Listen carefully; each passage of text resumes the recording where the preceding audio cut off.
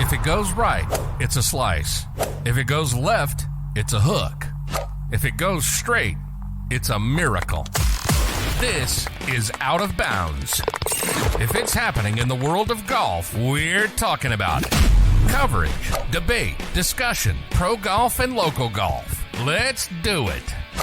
This is Out of Bounds. And here are your hosts, Nate Sharman and Josh Durso. All right, welcome into Out of Bounds. Josh Durso and Nate Sharman here this morning, breaking down all of the action over a jam-packed PGA Championship weekend in Louisville, Kentucky. Of course, we'll be talking about the absolutely absurd story that was Scottie Scheffler getting arrested and booked on felony charges early Friday morning before the second round at Valhalla Golf Club. We'll also be talking about that very place as a host venue for future PGA Championships after a low-scoring affair this past weekend. But we have to get things started here with Xander Schauffele, who is now a major champion. Nate, let's start there. Xander gets the job done, only has one hiccup during his Sunday round, and recovers with back-to-back birdies shortly after the turn.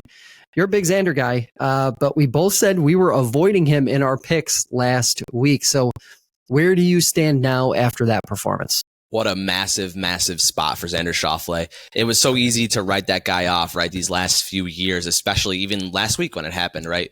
When he gave up the 54-hole lead.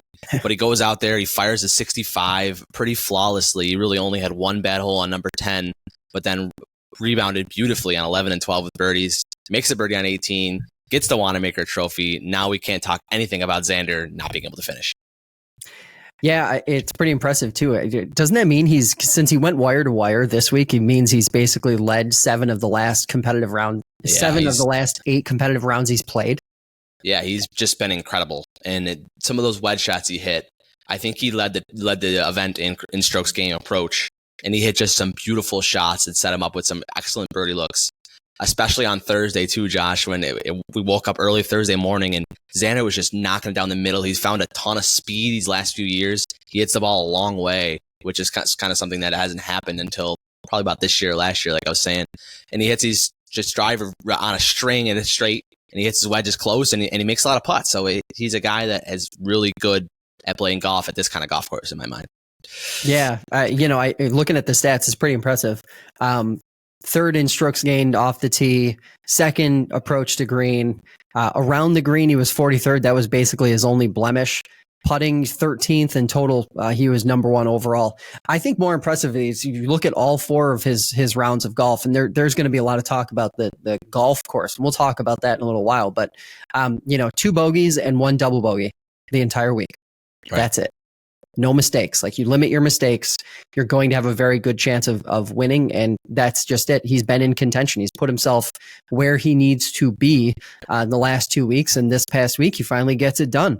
And, I think that's very impressive. Last week, I was critical of his putting, right? I kind of pointed at that as being maybe the one issue that he had.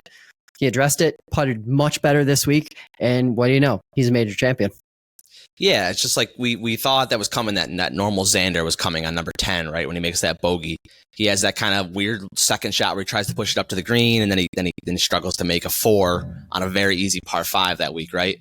So then you're like, okay, Xander makes bogey on 10, and Bryson's charging, Viktor Hovland's charging, and you're like, okay, this is maybe normal Xander, right? That kind of falls apart. And makes birdie on 11, hits it really close on 11, hits it really close on 12 to a difficult pin, right?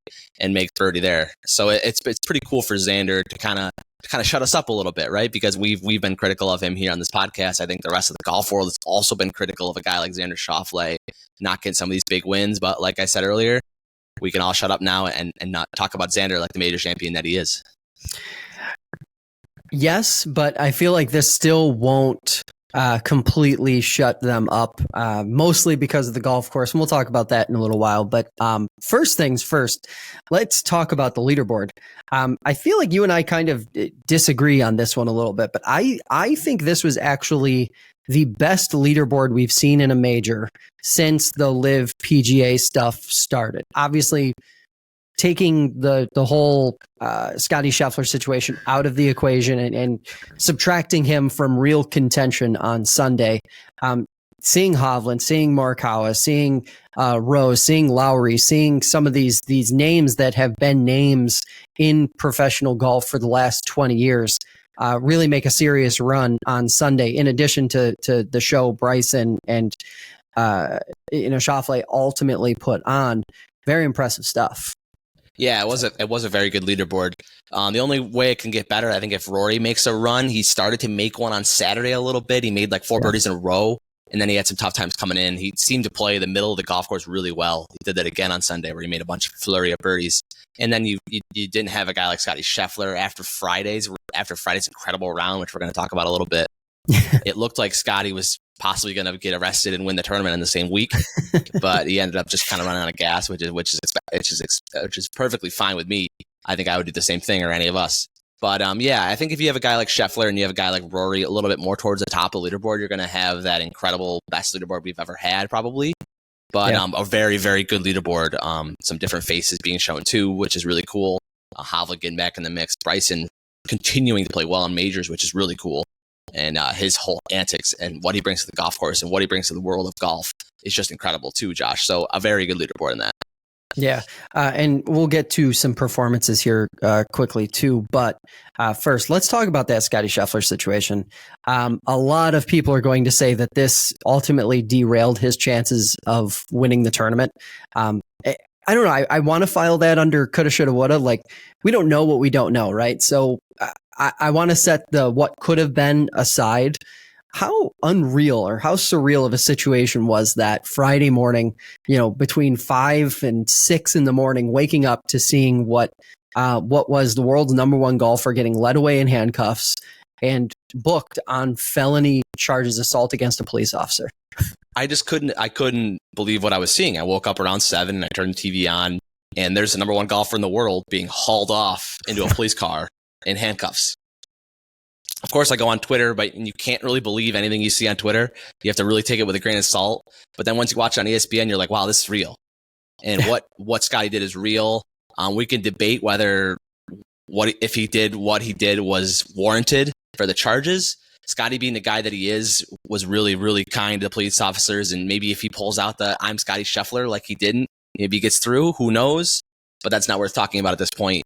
It's amazing, though, that they arrested, detained, handcuffed, whatever word you want to use, to the number one golfer in the world. He comes out an hour before his tee time, gets out of jail, comes to the golf course, fires a 566, and gets himself into prime position for the golf tournament. Eventually doesn't play well on Saturday, like I mentioned, just kind of ran out of gas. But yeah, Josh, I think it definitely derails his chances of winning.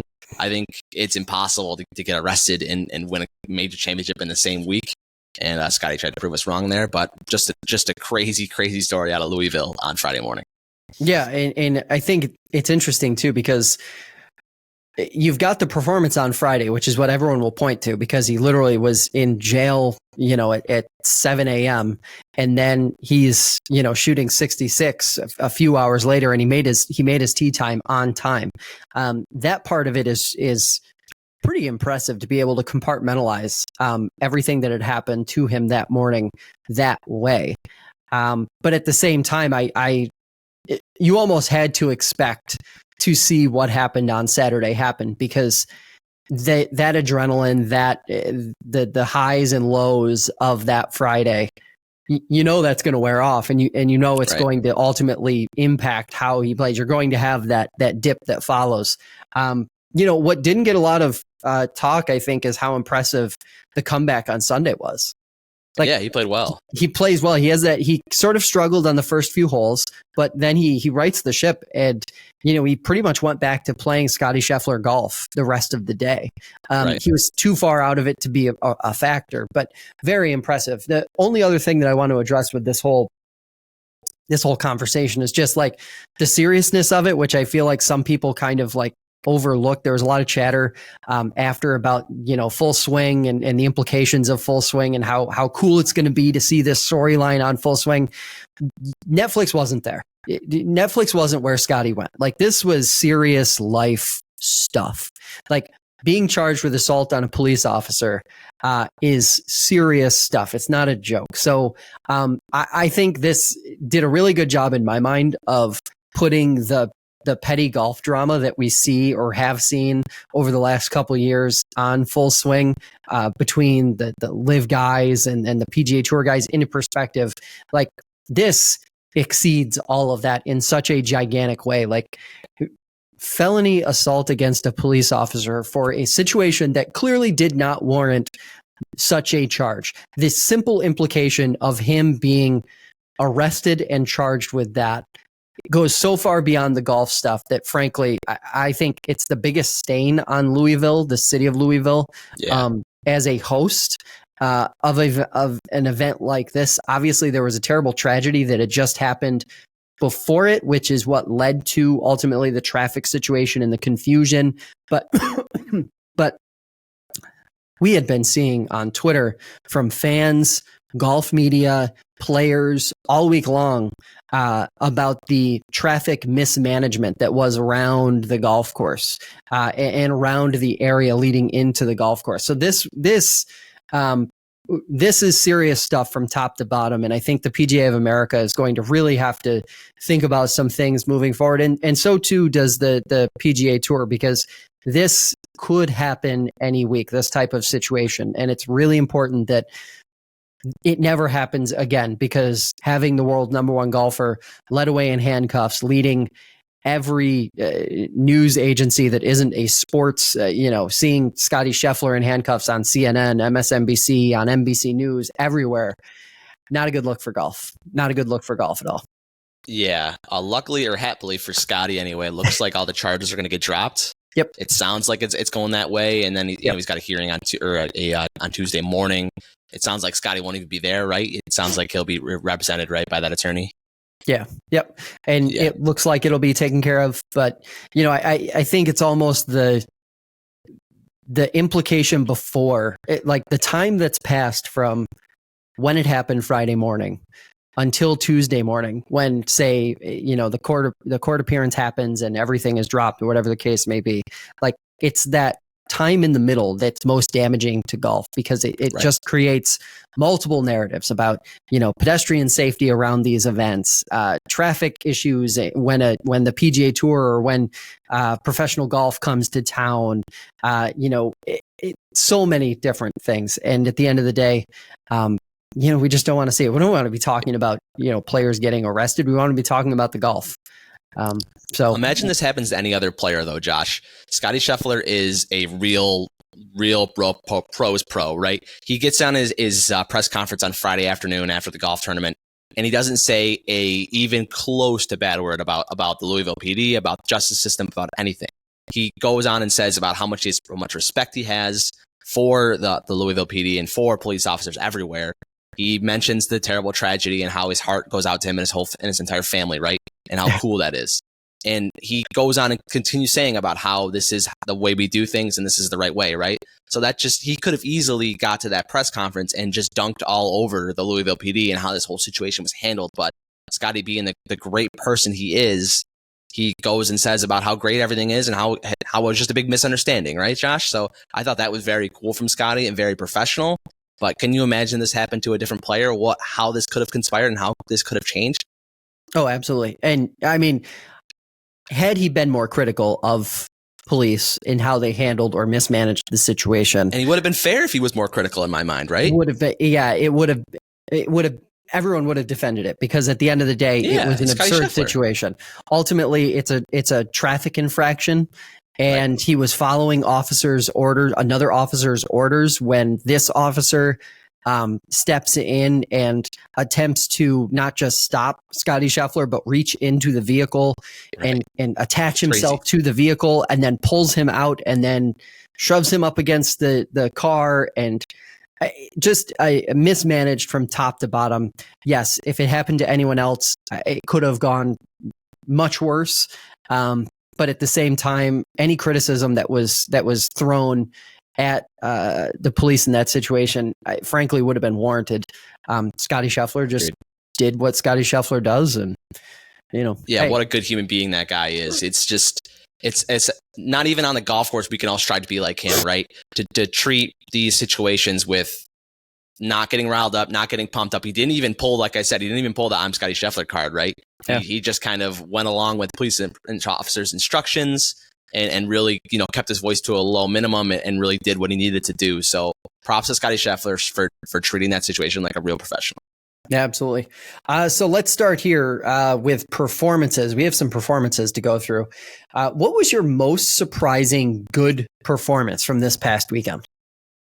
It's got to be Hovland, right? I mean, that's just incredible to see him get back. He gets back with his coach, I believe, last week or the week before, and just is playing such better golf. He looks like a little bit of a different golfer in terms of confidence that we've seen in the last few months from Viktor Hovland. He knows he can hit every shot. It was a little tough down the stretch. He had an opportunity to win. He misses a short birdie putt on 17, and then he has a little debacle 3-putt on 18 that ended up not mattering because he was already in third place. But still, it's good to have a guy like Viktor Hovland back. That smile is infectious, right? And a guy that the tour really needs to play well. And so it's good to have a guy like Viktor Hovland back. He almost won the golf tournament. That would have been pretty cool. Yeah, in my mind, this performance puts him in really good position for the rest of the season. Definitely. It wouldn't be a stretch to think that now that he's back with his former coach, the one that he went on that tear with last fall to ultimately win the FedEx Cup. We had zero expectations coming into this week, and now all of a sudden, Viktor Hovland might be a guy who could rival Scottie here coming down the second half of the season. That would be absolutely incredible. I think my most surprising performance goes to Shane Lowry. And I don't necessarily, it's not just this past week. It's what he's done over the last month-ish. He was sneaking into events like a month and a half, 2 months ago on sponsors exemptions. And now he's won and he's contending in multiple elevated and major events. That is quite the turnaround from a guy who is clearly in the second half of his career, right? Right. And it's fun to watch Shane Lowry because he's so much fun with the crowd too, right? He gets them riled up. He makes some really good putts too, which is a lot of fun to watch. That Saturday round where he shot 62, he had a good spot at 61 was really fun to watch because just him and Justin Rose playing together. I mean, Justin Rose got shot 64 and he got beat by 2. So that's just crazy, right? To watch those two guys who have been staples in the golf world for so long now play well. Yeah. And I think that's also part of what, in my mind, made the leaderboard so awesome this past week was just having a couple of those older name brands from professional golf that the casual fan will probably recognize from the late 2000s and early 2010s. Those two names are big. Shifting on the other side, though, what was your most surprising bad performance from the PGA Championship? I was just really puzzled by Brooks's round 3 performance. He goes out and shoots 74 that day. He makes a bunch of bogeys. He had previously putted kind of poorly on Friday, but it felt like he kind of had some of that figured out, but he hit the ball just so poorly on Saturday and took himself right out of the tournament. He ended up playing okay on Sunday, but it didn't matter. I mean, he ends up losing by about 10 or 11. And it's just incredible to me that a guy like Brooks Koepka plays himself right out of the tournament on Saturday because that's not something we've seen, especially in the PGA Championship that he's won 3 times and he's defending at, right, Josh? So that was really puzzling to me to see Brooks just kind of really have a tough time. Now, the haters and everybody is going to say, he can only play 3 good rounds, right? He plays on live. And that's easy to say. But it was very surprising on Saturday for Brooks to fire that number. How about you? Yeah, I mean, I look at his strokes gained putting stats. The whole week he was around 40th putting, but round 3 he was up 59th. So there were only 15, 20 guys in the field that actually putted worse than him on Saturday. I mean, you just can't win a major championship putting poorly, and that's really what it comes down to. I think. Plus, Saturday's a day that the course played extremely easy. I think it played 68. I think it played 3 strokes under par that day, even easier than Sunday. Yeah, which really highlights he was in position. I can't remember the exact number, but there were a handful of under 6-7 foot putts that he missed that were just uncharacteristic of Brooks Koepka in a major. For me, though, I think it's Jon Rahm. He was a complete non-factor the entire tournament. He looks to be losing the psychological battle out there in terms of his interactions with other players and how he feels or how it looks like he feels on the golf course. He looks uncomfortable. the hardcore live fans are going to say he's fine and he's doing his thing and he's happy, but I don't know. Like the more I see of him in majors now since this move to live, more questions I have about where that leaves him moving forward. Yeah, that's a great point, Josh. He does look just super uncomfortable out there. He looks like he's not having any fun. Looks like no fun is being had out of Jon Rahm. And this is a guy in Jon Rahm where he came on the scene early in his career. He was kind of doing stuff like this, throwing golf clubs, hitting mics, just, swearing, being really, really mad when he's hit a bad golf shot. He has this whole story comes out about how he meets with a bomb technician, right? And he goes through some of these changes with his golf ability and gets to the top of the mountain, right? Wins the Masters. And now it seems like he's a little bit reversing course, right? I don't know if that's just because he's playing bad or what's, but it's just to me, he just looks, like you said, Josh, extremely uncomfortable out there. Do you think this has anything to do with him taking the live money and playing really well? I mean, he was a non-factor at the Masters. He's a non-factor now at the PGA. Do you think he regrets that decision at all about taking that huge bag of money and going over and playing on the live tour? Or do you think if he could reverse it all today, do you think he would? To me, it seems like it exposes the problem that a lot of these guys faced after they went to live. You're playing on a different schedule. You're playing less. You're not playing like Jon Rahm for the entirety of his career was used to using certain events on the PGA Tour schedule as tune-up events for majors. You have this entire process that you've built as a professional golfer.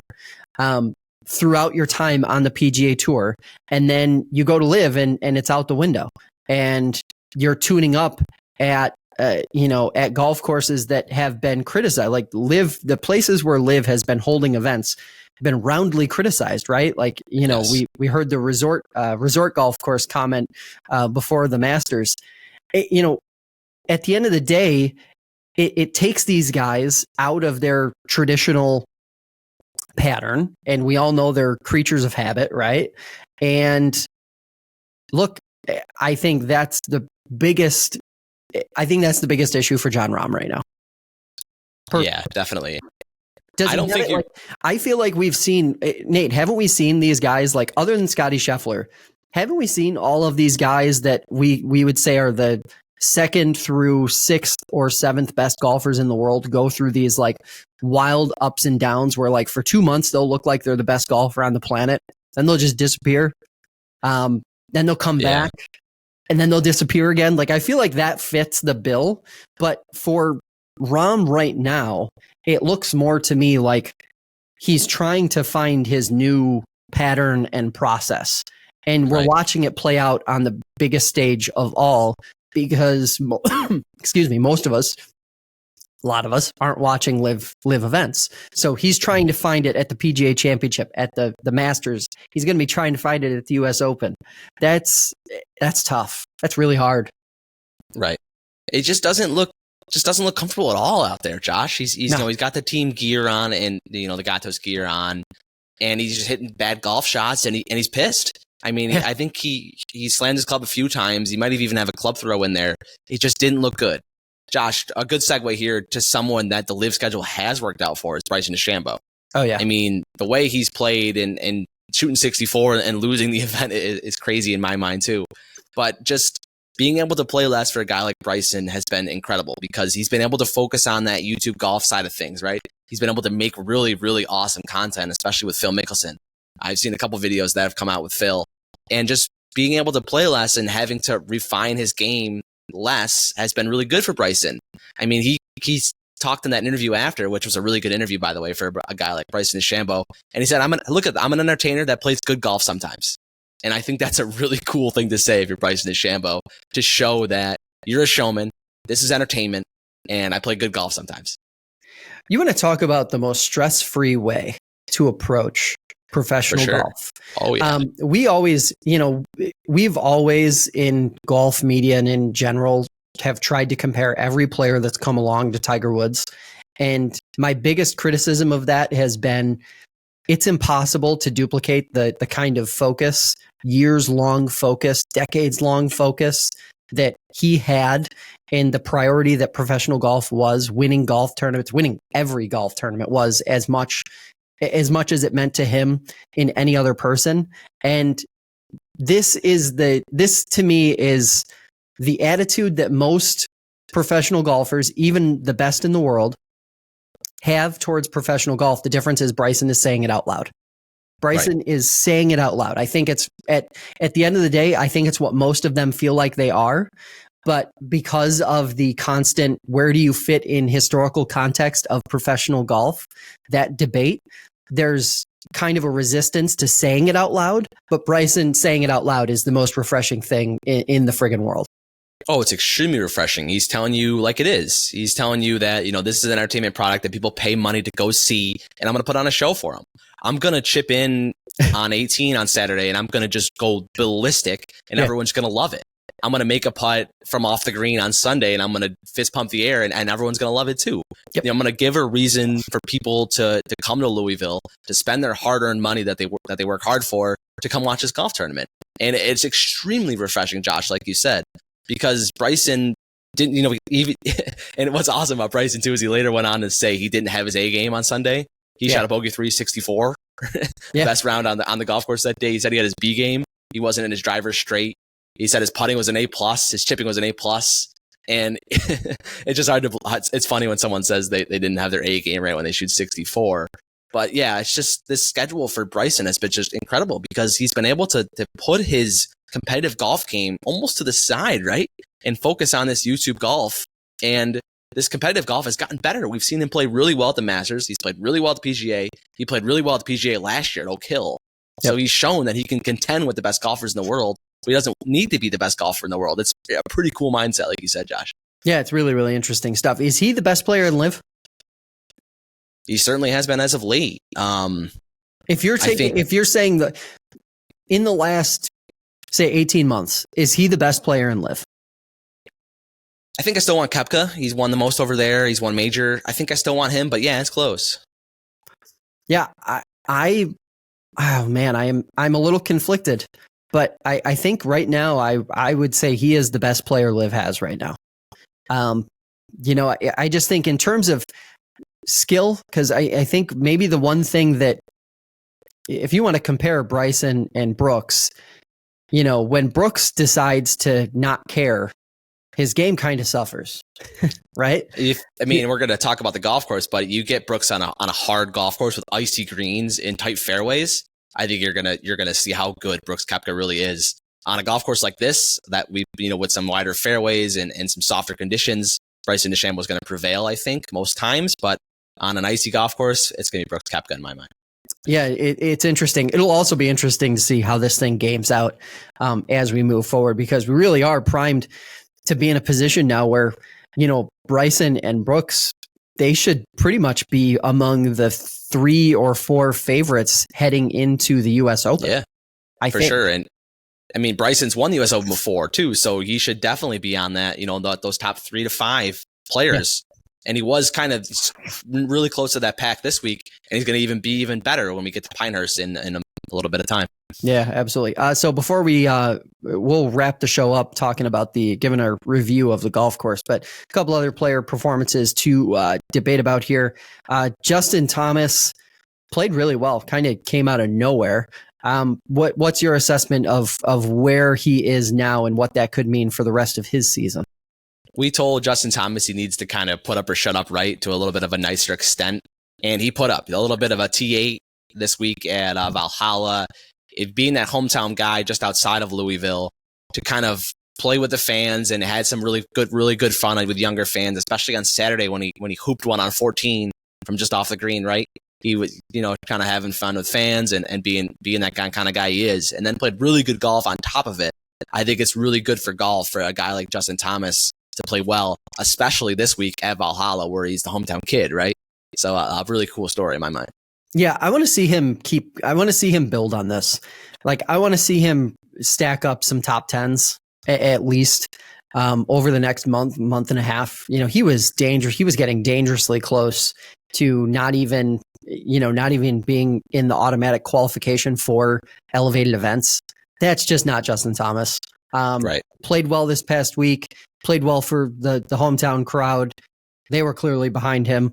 I want to see it continue because he's one of those guys that professional golf is better when he is playing well. Right. Colin Morikawa, there's an interesting one. It was so interesting for me watching how the fans were interacting with him this past week. He's contended now in a few high profile events this year. I want to say he's a fan favorite, but it doesn't look like it when you actually get out there. It's almost like he's the forgotten one. Like he could be invisible out there. Yeah. And no one would even know, but he's contending and he's playing really good golf. I think that's because the way he plays, right, Josh? He doesn't hit it very far. He hits this kind of little curling cut. And especially on Sunday, Josh, he just didn't put himself in position to really make birdies. I mean, he had some shortish putts and just couldn't get one to go. He finally makes a birdie on 18 on a golf course that was just surrounding birdies everywhere, right? So it's just really tough. But are we going to start talking about Colin with a little bit of a finishing problem? I mean, it happened at the Masters where he didn't play well on Sunday, and now it happens here. It's just something to monitor. He definitely doesn't have one of those problems, a two-time major champion. But it's interesting on a golf course where there was a lot, like I said, surrendered a ton of birdies, and Colin never really gave himself a kick in to kind of kickstart that round on Sunday, in my mind. Yeah, I feel so conflicted saying anything negative about his play. Yeah, I do too. Because it's like he's already done it. Like, sure, if he won twice, if he won a couple more majors by the end of his career, if he got up to like 4 or 5, we'd consider him maybe like one of the 2 or 3 or 4 best from his generation.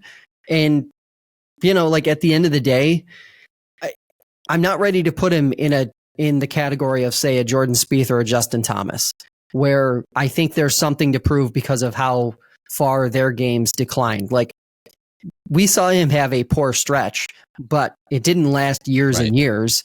And at the end of the day, it's only been a few years now since he won his last major.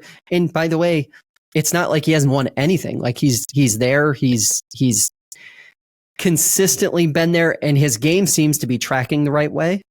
It sure is. So, will he get it? Do you think he will have a chance to actually win one of the last 2 majors of the year? Yeah, he'll put himself in position. Will he win? It's just, I don't know, but it's just tough when he's in that final group, right? And there's birdies going on everywhere, and he's just making par after par after par. It is a little bit tough coming out of that final group. Yeah. They almost didn't show him on the back 9. You didn't really need to, right? I mean, they showed him a little bit just because they almost had to, but having a guy in the final group and not being able to really push Xander a little bit. Xander got pushed enough from the other groups, and he played really well. But I think it's just kind of as a weird look when you look down that leaderboard and you see 4, 5 under, 5 under, 5 under, 5 under, even par.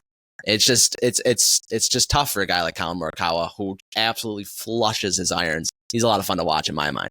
Yeah, I mean, he is legitimately one of the best ball strikers in golf. Okay, so all of that aside, let's talk about the golf course. We have hinted at it. We've talked about a lot of birdies. Been a lot said about what Valhalla was, what it wasn't. What's your review of the golf course? So I came on this podcast earlier in the week and I said some of the holes reminded me of Oak Hill, and I think that's pretty false to say. I don't know why I said that.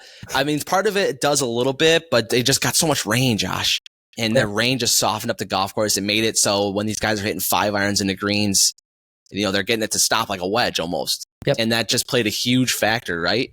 And we talked about yardage, about how this is a huge golf course. It played over 7,600 yards a few days, and just how, with it being soft, it played even longer in that regard too.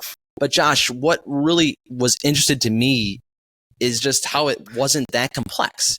I mean, you had some of these green complexes, in my mind, weren't that tricky. I mean, There was one false front on the entire golf course. There was one hole where the ball gets on the front of the green and rolls down 30 yards. So for it to happen just one time is really interesting to me. Another thing that was also interesting was that Daniel Rappaport from Barstool Golf tweeted out was like on number 2, for example, in that final group with Xander and Colin, they both hit it left.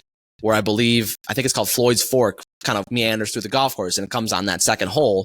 And they both hit it left into the rough, but the rough is so thick right there that it keeps the ball from going in the water. Yep. So they both hit these snap hooks almost on number 2, and they both kind of end up making par. Where you would think one or even both of the golf balls should go in the water and there should be some carnage there, right? So it's just really interesting to me how I don't love the way this golf course was set up. I think it's a cool golf course in the sense that it can be fun to watch and fun to play, but I think that the setup of the golf course could have been a lot better in my mind. Yeah, scoring is consistently low here. As it turns out, some of the lowest rounds in PGA Championship history happened here over the last 20, 25 years. Obviously I took a fair amount of heat on TikTok for my take about long par threes. Clearly didn't make a difference. But what we saw, of course, that these guys were basically able to score at will on goes back to the debate we were having and hearing about last year when we were in Rochester, Nate. What are PGA Championships? Are they borderline US Opens like what we saw last year at Oak Hill, or are they going to be more like a late season slugfest where there's tons of birdies, lots of scoring, and the winner finishes 20, 21, 22 under par? I think the PGA of America is kind of at like a crossroads here. Like, what direction do you go? Every other major has an identity, when we're talking about the majors. This one really doesn't, and I feel like that's got to be fixed. Pick a lane. One way or another, you got to go.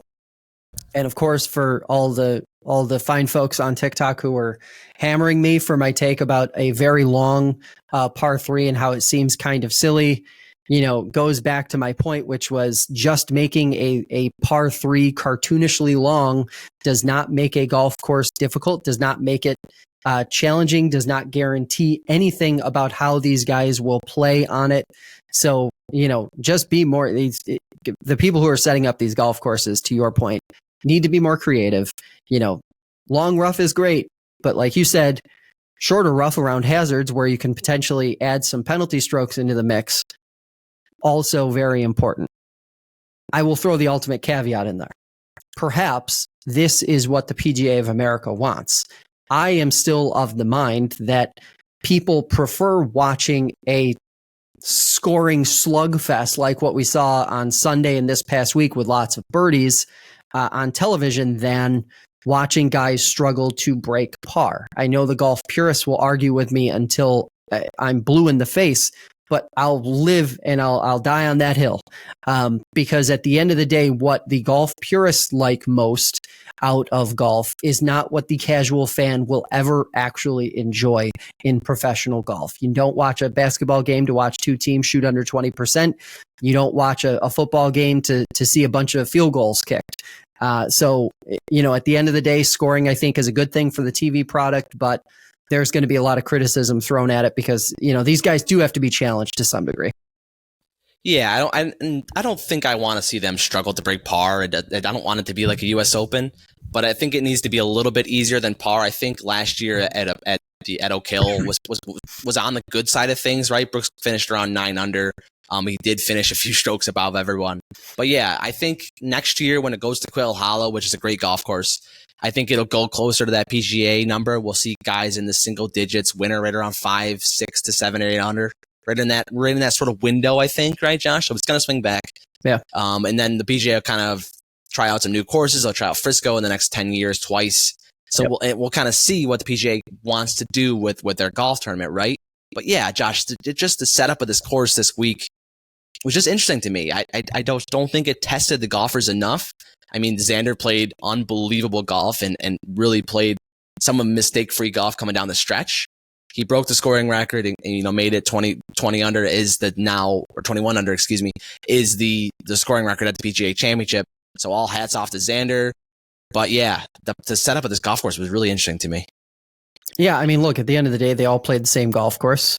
And, I don't want to listen to people say that, this win means less for Xander because it was on a, quote, easy major track. To me, that's silly. That just doesn't hold water. They all played the same golf course. I will agree in a sense, though. If Xander's going to get a major somewhere, it should be on a golf course where you're going to have wedge in hand a lot because he's really freaking good hitting wedges close and making putts too. So there's a little bit of two sides to that argument. I agree with you in the sense that what's not drown Xander for winning a major championship and winning it on a golf course that played pretty easy. But at the end of the day, if he's going to pick one to play his best golf on, it probably should be here. Yeah, absolutely. The PGA Tour schedule does wear on here next week. We're going to Texas, right, Nate? Yep. Charles Schwab Challenge, Fort Worth, Texas. On non-elevated event, but I think some of the bigger guys are playing, like Max Homa has already committed. A guy like Viktor Hovland that we talked about already, I think he's already withdrawn from next week. Yep. So we'll see what happens with that. But yeah, the PGA Tour season rolls on. Yeah, and Scottie Scheffler will also be in the field this coming week too. But hey, that is going to do it for this edition of Out of Bounds. We will be back next week with another episode. You can follow us on TikTok and Instagram for more throughout the week and ahead of the tournament in Fort Worth. And remember, whether it's down the middle or out of bounds, keep on swinging. You've been listening to Out of Bounds. If it's coverage, debate, or discussion of pro and local golf, we'll be talking about it. Be sure to visit the website. Find us on TikTok, Instagram, and Twitter. See you next time on Out of Bounds.